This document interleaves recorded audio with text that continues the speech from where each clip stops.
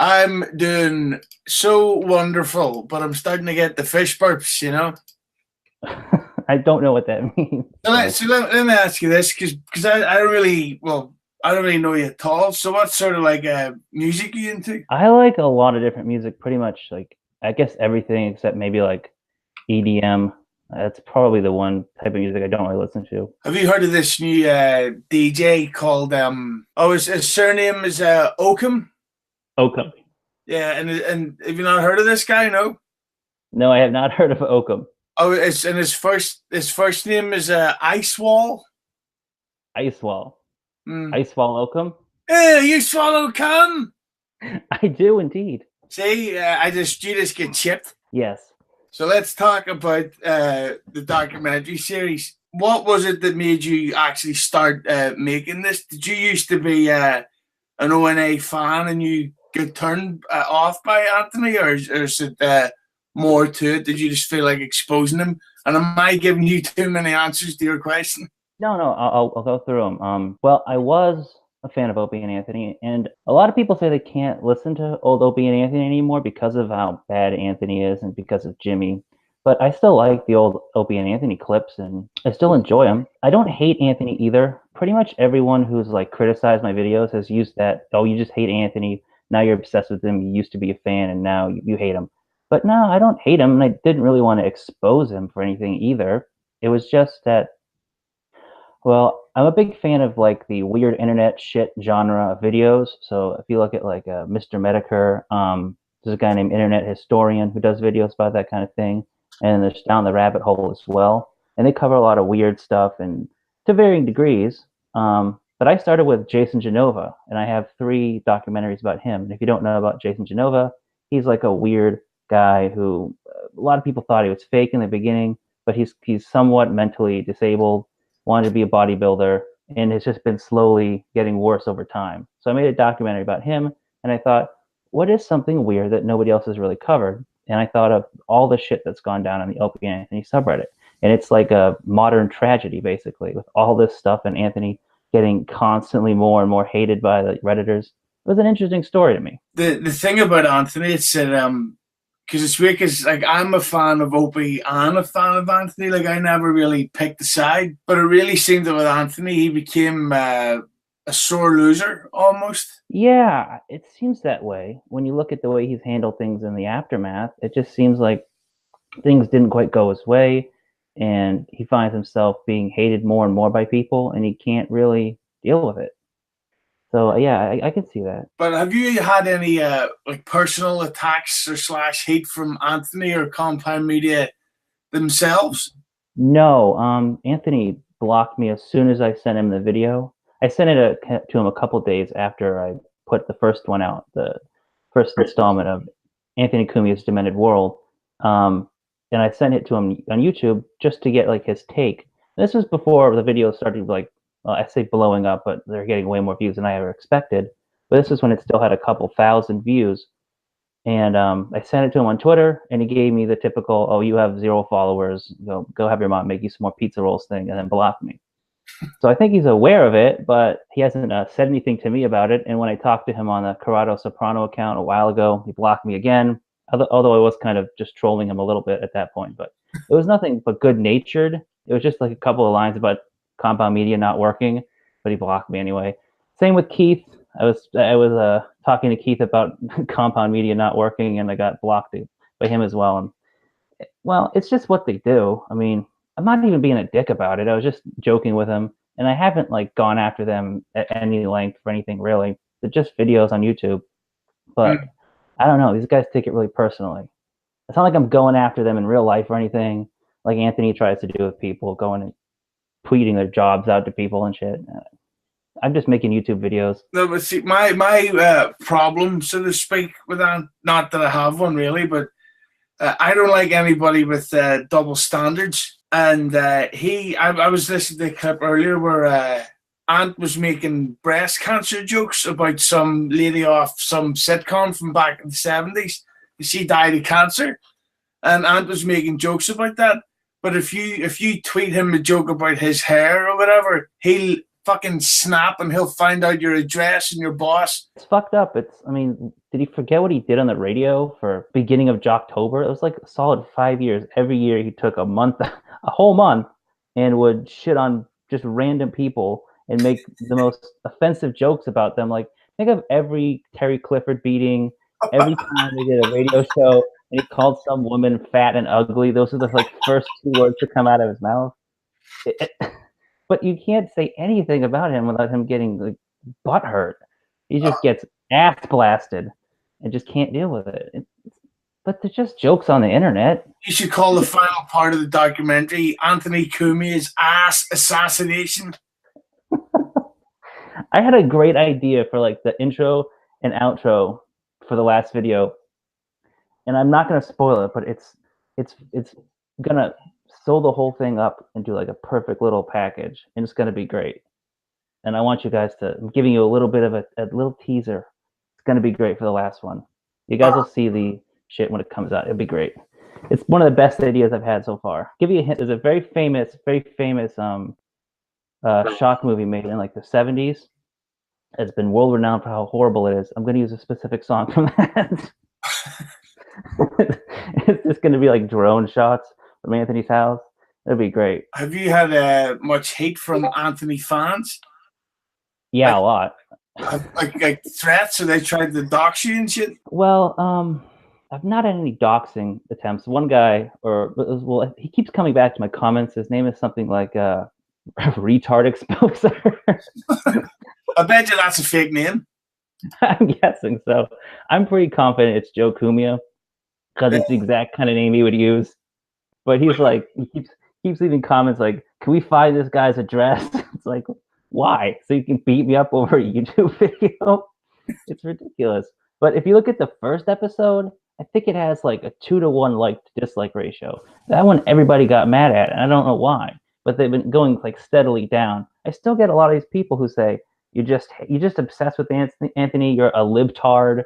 You're a cuck, a soy boy, and every other insult that boomers learned in the last 6 months. What actually is a soy boy? Because I heard it being said about Jim Norton, and I thought it was a racist thing, because of soy sauce. No, there's like this theory that eating soy products messes with your testosterone levels and increases your estrogen levels, so you become like more effeminate. But I don't think there's any actual truth to that. But it's like a stereotype now, because you see a lot of these guys like beta male types, male feminists who are like all skinny, bug men is another term used for them, kind of like just creepy, effeminate dudes who are in like the left hemisphere of the political spectrum, whatever you want to call it. So it's a term used for them to sort of demean them as being less masculine.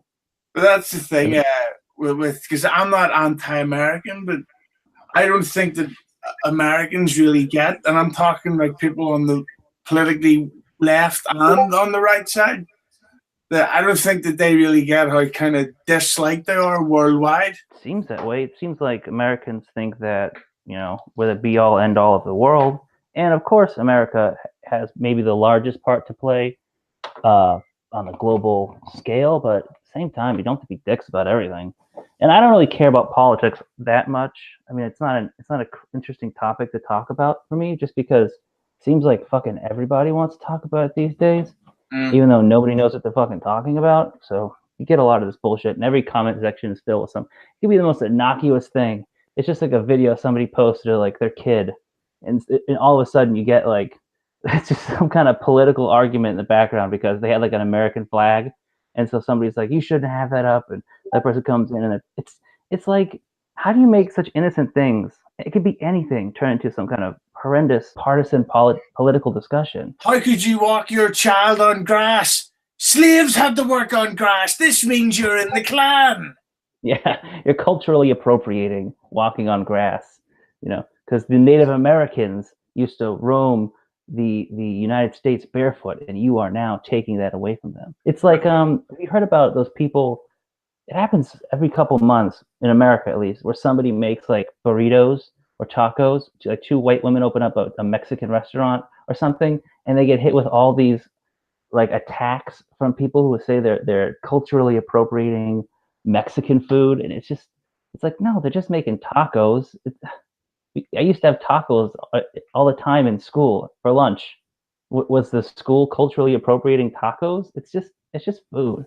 Like as long as you're not like wearing a sombrero or something and like openly mocking them, it's not a big deal. But then again, don't like there are people who actually do that kind of shit, who actually make a point of offending other people just because they can. So I don't know. It's a fucking crapshoot. But I've noticed with Americans is that if you ignore a culture, you're going to get called a racist. But now also, if you embrace the culture, you're getting called a racist. So there's no like in between. Like in fact, no matter what you do, you're racist. Well, yeah, I think to a degree you get called racist for just about anything. But then again, there's also, I think, a tendency to overvalue the people who scream of racism.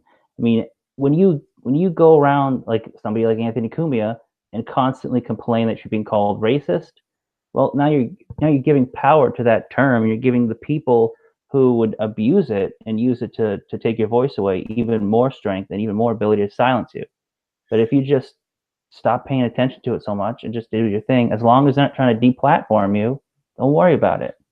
But I don't know. There's a lot of people who scream at racist at everything, and there's a lot of people who play the victim about being called racist. I don't think being called racist is as bad as, hurling racial epithets at some poor minority. It's kind of like it's a little bit less severe, I think. I think that with Anthony, it's almost like he played into the gimmick of being a racist. Like I don't think he actually is one, but it's like I felt like he needed to play the gimmick of talking about black crime and shit like that. And he would say this stuff on the show, like he would drone on Twitter and on the radio show and even on his podcast about the gun crime and Trayvon Martin and stuff. And it's like, and enough. You're this funny guy, dude. Dicer. There's a black guy. Well, I think if you go back and you listen to him like before the 2008 election, it doesn't sound anywhere near as like racially motivated as he has lately. He was never really terribly racist on the air before that. I mean, he would make jokes, but it wasn't that kind of repetitive over and over again about black crime and this and that. But so I think he became more racist because he was getting more attention because of it. So especially after 2008 and going way into like the Trayvon Martin situation, when I think there was like this awakening where you see a lot of these people who are more to the right and who are maybe more racist, who are gun advocates, who started coming out of the woodwork, and Anthony started getting attention and positive feedback because of it. And he's become more and more, especially after like the last election, he's become like this weird Trump supporter now. And he wasn't ever like somebody who like towed the line for the Republicans. He would actually argue against them because they were moralizing and they were all about like Christian family values and all that stuff. He wasn't doing that before, but he started to become this weird, like borderline super Republican far right guy in the last few years. And he's become like all about family values and he goes after like gay kids and stuff like that. It's like, well, you never did this like a couple years ago. Where's this coming from? I think it's because he started hanging out with Alex Jones. Well, not hanging out, but being on a show. He started to realize there's an environment where he could become like a pundit because there's this group of retarded truckers who follow him and think that he's right on everything. Are they related to retarded exposure? I'm guessing the account retard exposure is run by one of them. The thing about Alex Jones wasn't really well known over here until fairly recently. And I thought for real that he was like a comedy account. I thought it was like a Saturday Night Live Onion newsletter type thing. Well, I've known about Alex Jones for a long time. I've been interested in conspiracy theories for years. So he's one of those guys that came up anytime you look up conspiracy theories, at least on like the surface level. But he used to be so goofy, and he was never given this. Oddly, the more like goofy he became, the more attention he got from like the mainstream media. He used to be the kind of guy who would make like documentaries exposing George Bush and stuff, but now he went down this weird Trump path, and because of that, I think he got more attention from the media, and he started to become like this meme and became way more ridiculous and over the top. And then he got deplatformed, and now he's dealing with a tranny porn scandal. So it's a circle of life. Well, what scandal? Did you not hear about the whole tranny porn thing with Alex Jones? No, I haven't. I've actually sort of stayed out of the loop on him. Pretty funny. So he was. I don't know the whole story because I didn't watch the show. I don't. It's not on YouTube anymore. I'm not going off to Infowars to watch a clip of Alex Jones once a week. But he was doing something, or I think he was showing off in his app. Like he'd made some new app to help people, or he was promoting one, and he was showing it off on his phone. And they have this like overhead shot that he do all the time on his show where they show off his papers. And when they did the overhead shot, like one of his tabs on his phone was like this blurry little thing you could barely see, but somebody thought it looked like an ass. And so they froze the frame, they got in close, they took a couple attempts guessing what the name of the video was, and then they looked it up, and it was like something or other Chi Babe. And they looked that up, they found the video, and it was a video of some trans woman like licking a guy's ass and then fucking him. And so that started making the rounds on like mainstream sites. He got called by one of his callers, like did like the Opie and Anthony type trick where you ask a real question and then you like switch it up at the last minute and ask the question you wanted. So they're like, oh, and by the way, Alex, what about that tranny porn thing? And he's like, the what? He's like, the tranny porn thing. You know, you were watching tranny porn on your phone. And he's like, his excuse was maybe the worst excuse I've ever heard, where he's just like, you know, I was using my phone and then I tried to call somebody and I just had porn popping up on my phone. It's like a 12-year-old boy excuse for like how you got caught with porn. He's like, everybody gets hundreds of pop-ups of porn on their phone every day. No, Alex, we don't. It's just you. What a lying bastard. Well, that's his thing. He's always been like a liar. People try to say that he's being unjustifiably taken off of social media, but then they forget he's saying that the parents of dead kids are lying about the kids being murdered in a school shooting. he lies like all the time. I guess he's gonna get sued again because somebody said he was deleting the videos where the evidence of him saying that the parents are lying was in, and so he's taken them down. So he might be getting sued again for like destruction of evidence. Did you ever see the time Alex Jones was on Joe Rogan's podcast? Yeah, I used a clip of that. That's the intro for the last video. That's him talking about interdimensional pedophiles. I think that thing went on for like 5 hours. These interdimensional pedophiles are worse than real pedophiles because they can go into another world and rape another you. Yeah. I've seen it, it's true. There's it's a level below the first dimension. It's the second dimension. And they come through the television to rape your kids. I'm doing like Macho Man Randy Savage. Hey, brother, getting raped is one thing, but if you're getting raped from another dimension, goddamn, it hurts, brother. And he had Eddie Bravo on too, and Eddie Bravo just won't let Alex speak at all. He's just constantly interrupting his conspiracy theories with his own conspiracy theories. Alex is like talking about how this one guy was part of the moon landing program, and he told Alex on his deathbed that the moon landing wasn't fake, but they also made a fake moon landing. So if something went wrong with the real one, they'd be able to air the fake moon landing. And Eddie Bravo just keeps interrupting about, well, what about the Van Allen belt? And it's like, calm down, Eddie. They've got a legit conspiracy theory guy on. You're just a lunatic who smokes way too much weed, and you think the Earth is flat now. I think he's now doubting evolution too. Like Eddie Bravo is somebody that the Opie and Anthony universe should talk about more. He's like a real idiot sometimes. Was that the same episode where Alex Jones actually got drunk and high on the show? Yes. Yeah. Papa Smurf is real. I've seen it. I want him to start talking about like fairies and like creatures from the of mythology, like just fairies and little people and elves. That should be his next adventure when this whole phase of his career is over. To be like a cryptozoologist who goes looking like medieval creatures of myth and legend. I want to see the Alex Jones Christmas special. That would be fucking great. Alex Jones dressed up as Santa Claus.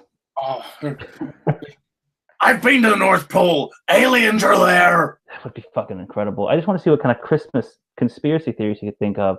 Like there's one that they believe that Santa Claus is all tied into this ancient mushroom worshipping religion. That Christianity, I'm not kidding. I may be messing it up, but they think that because Christianity adopted things from paganism and back and forth to a degree, but there's this belief that Christianity comes from an ancient religion that worshipped mushrooms and the phallus, and they would make some kind of concoction out of these mushrooms. I think they're called fly arachic mushrooms, or I think it's I'm gonna mess it up. But there's the red and white mushrooms that you see a lot of times in like Christmas paintings under Christmas trees or next to Santa Claus. It's a weird theory, but they believe it's all some kind of weird mushroom cult that turned into Christianity, and then by extension, Christmas and Santa Claus. But people believe it. There's a very devoted group of people who think that is true. Anita Muscaria is the name of the mushroom. Anita Muscaria. Well, if Ed Sheeran can sell out stadiums, then I can believe people can worship mushrooms. I believe people worship anything. One thing that I found that was interesting recently was that what if there aren't any crazy drugs that they talk about in all these old stories because we've used them all? Like I'm on this, I'm in a weird thought process because I've been watching a lot of Joe Rogan lately, and all I can think of is fucking soma and mushrooms and shit like that. So I'm just gonna cut this off right now before it gets really retarded. Now, Rogan, I'm one of the few people who finds Joe Rogan kind of dull because and this is even considering I grew up like in the pub culture of Ireland, and Joe Rogan's drug talk just bores the arse off me. I can't handle it at all. It gets repetitive. He brings up something interesting every once in a while. We had this guy named Hamilton Morris on, who you might recognize him from those Vice documentaries about different psychedelic drugs. And he's always got something kind of interesting to say about the subject. And you can see Joe Rogan asking him questions. And Morris is like I think he's a legit chemist, and he goes all over the world and takes these bizarre drugs. And it just seems like he thinks everything Joe Rogan is saying is just this pedestrian question like a fifth grader would ask. But he's still being polite to him. By the way, Beige, we're getting some comments here coming down the YouTube stream. Beige is autistic, I'm guessing. Oh no, we've got clickbait asking you to make part 2 of the documentary on Zane's Rage. Oh, that's an interesting one. I would fucking love that. And then and Zane himself just left a comment saying, Tis, I need a mascara. What, Ray doing fucking makeups or something? Tis. Chip never gets old. Like the Chip impression never gets old. The Chip show is old, but the Chip impression doesn't get old. See, the Chip and the dice thing, I'm actually trying to recover from doing them because once you start, you can't stop. Just like I can't stop banging my wife in the ass. Oh! Yeah, I practiced that Joe Matarese accent or impression, and I can't do anything now without it sounding like Joe Matarese. So anytime I try to impersonate anyone, it's just, hey, it's me, Joe Matarese. And it's the same voice comes out every fucking time. Hey, Joe, how's it fucking going over there? Are you with any Who's? It's going terrible. I tried to get a gig at Magoopies, but they said, we don't need you here, Joe. We're trying to bring people in, not scare them away. Hey, why don't you open up for me at the garden? The Olive Garden! Oh! That'd be great. They've been paying me in spaghetti for years. Don't forget to give me a taste, Joe. Do the right thing. I'm not built for impressions. I cannot fucking do them. That would actually be something good for the next, if you ever needed a fake documentary clip, Hey, Anthony, I got that 8-year-old for you. She's a hooer. Oh! You were not, I said it before on Twitter to you, you're not the first person who suggested that Chip documentary. I've got a couple suggestions saying I should do, like the legit documentary about Chip Chipperson as if he were a real comedian. My fucking sister actually suggested that to me. She's a huge fan of Chip Chipperson and Opie and Anthony for years, and she's like, you should do a documentary about Chip Chipperson as a real person. And then you mentioned like getting people to come in and pretend to be audience members of a sold out stadium shows. Yeah. I'm gonna take a break from Opie and Anthony stuff. Like the next documentary is gonna be different. I think it's gonna be Owen Benjamin. Just one last pitch for the Chip documentary. It should be called. If you make the poster or the title screen, see if you get one of those photos of Freddie Mercury at Wembley Stadium. Oh, and Photoshop Chip's head on it. Chip's head on Freddie Mercury, and that's him fucking performing at Wembley fucking Stadium and shit. Yeah, I mean, it'd be pretty convincing. Jim's looking a lot like Freddie Mercury in the last few days lately. Have you noticed Jim's gone silent on social media? Yeah, I follow him on Twitter, and for a little bit I thought he like muted me or something because I was saying things about him stealing the Chip Chipperson character from the Jerky Boys. So I thought he blocked me, but then I checked, and he's I'm still following him, but he doesn't post fucking anything like anymore. It's like one post every maybe a week, and it's just something about like one of his gigs. Maybe he's got some kind of personal issues going on. I just can't see Jim avoiding social media. He's always fucking checking Facebook and shit in his phone. Did you see that video where somebody like caught a shot from behind him where he's just fiddling around in his phone for like the entire show? He's addicted to his phone, but it seems strange he's not on Twitter anymore or not posting regularly. I just think Jim's become so, I would say, sensible / career sensitive. That makes sense. He's gotten a lot more middle of the road. He won't say anything like really offensive or give a hard take on anything. So I don't know. Kind of become like a pussy, I guess, would be the appropriate word. Which is ironic considering that's not what he's into. We get 2 more Zane comments here. I only debuted the impression earlier, so it's still going to take a little work. The first comment is, Jesus, now Jordan Peterson's kids are getting in on the racket. Pretty spot on. And then he goes, during the Chip documentary, you got to play the jerky boy. Oh, no, that's Norm Macdonald I'm doing. Like, hey, says, during the Chip documentary, you got to play the Jerky Boys called Jimmy Ripped Off. Cock.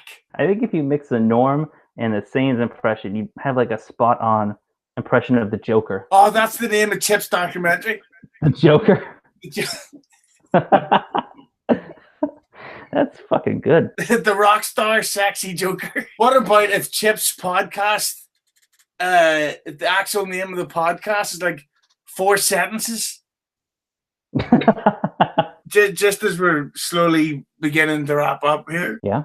Do you think that the documentary series honestly has an ending in sight? When I started, I thought it was going to be 4 episodes. It's already going to be 5, and I think it's probably going to be 7 now. Might be 6, might be 7. If it's a 6-episode series, the 6th one is going to be the longest one, and it'll probably be like an hour and a half. So it'll be like 2 episodes stuck together, basically. Because there's still a lot of stuff to talk about going through 2016, 2017, and into 2018.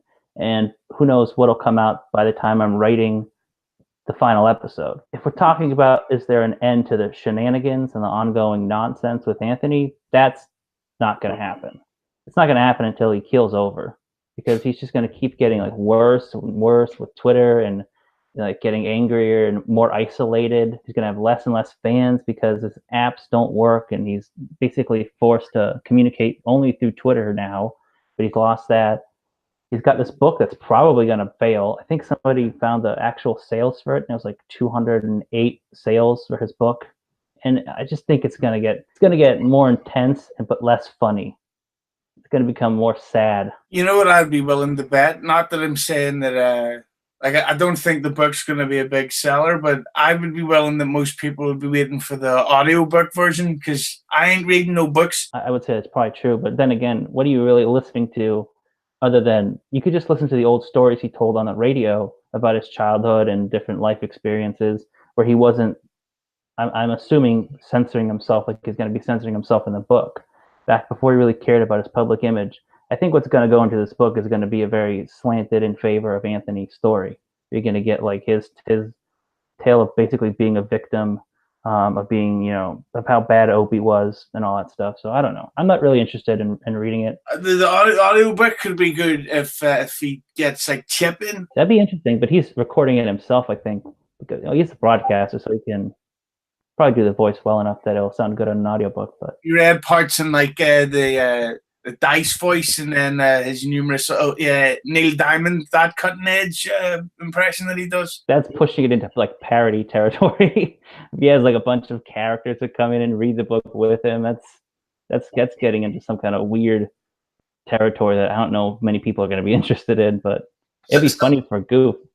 Somebody just left a comment here. Stanley Moon says about Anthony, can it get sadder? Yeah, I think it gets sadder when the cops are called to his house because a young male prostitute is overdosed, and they have to drag a naked graying Anthony out of the house in a bathrobe. That's when it gets sad. And Anthony's got like a fucking rocket launcher tied around his body, and he's going, "It's not what it looks like."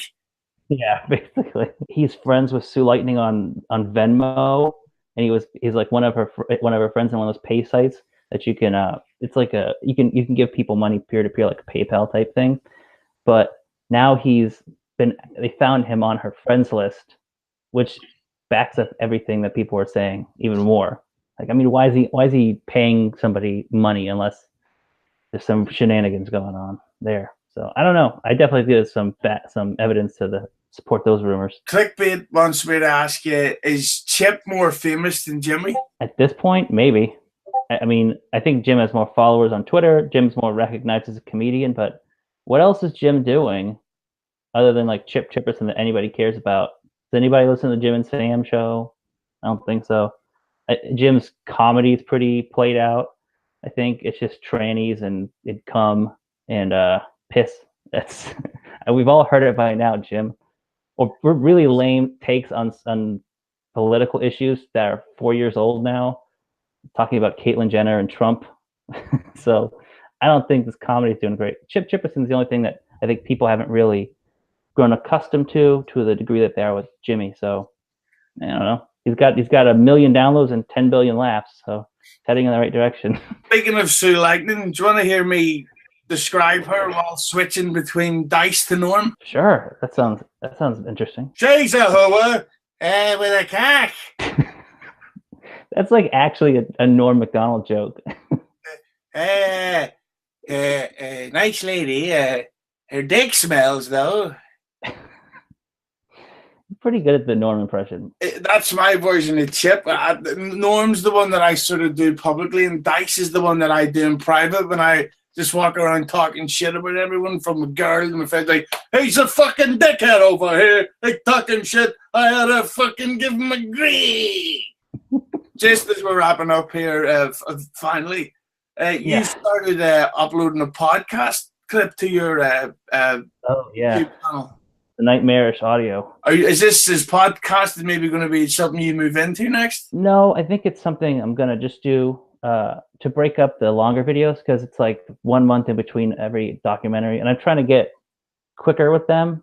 It's just I tend to honestly lack a lot of motivation. It's difficult sometimes for me to force myself to work on the documentaries, so they take longer than they should. They still going to take a long time. So I want to break it up with something that's like less rigid, has less editing, and I can just kind of talk about something that's going on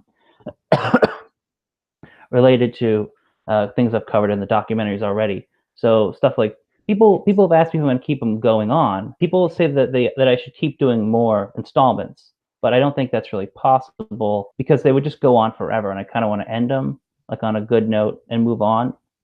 But I think I can cover events that happen through like a podcast type of video. So I'm going to keep doing the documentaries, but I want to do other videos on my channel as well. So that seems like a good idea.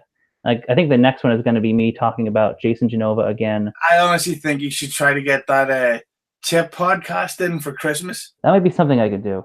It's a good idea. It'd be great. I was thinking April Fools for the Chip documentary. It's so cliche, but I think it would be great if I could get out for April Fools. Chip would do the April Fools though. Outside of April, he would do it at fucking Christmas because you wouldn't see it coming. Yeah, April Falls. That'd be great. But I'm gonna watch that Jason Genova shit tonight in bed after I've done fucking my wife 6 ways to hear the next Sunday. Oh.